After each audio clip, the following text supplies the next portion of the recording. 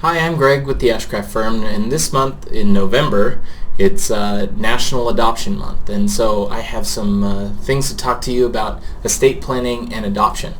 So I'm probably going to do this in a few videos instead of just one.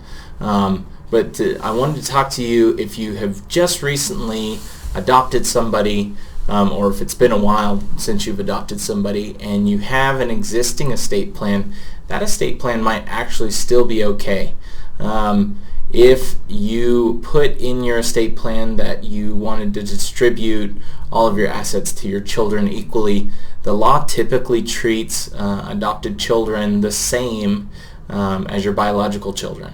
So if you do adopt a minor child, that's a lot of times that doesn't actually require an update to your trust unless your trust says otherwise. So you can put terms in your trust that would treat adopted children and biological children differently. So you do want to look at your trust just to make sure there isn't language like that, but the law will actually treat them the same.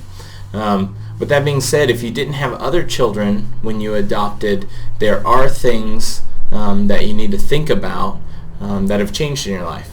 And it's the same that you would think about if you had a biological child, your first biological child. So one of those is appointing a guardian.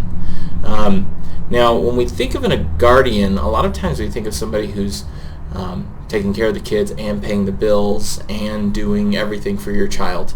But legally, at least here in California, when you appoint a guardian, that person is the person who is tucking the person in bed at night.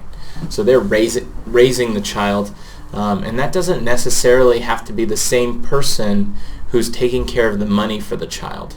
So that's one of the great things that you can think about is maybe you want to put a team together. So you have a guardian, and then if you create a trust, then you can actually have a trustee who takes care of the money for the guardian. So stay tuned for more videos about adopting and taking care of both your biological children and your chosen children. Thanks.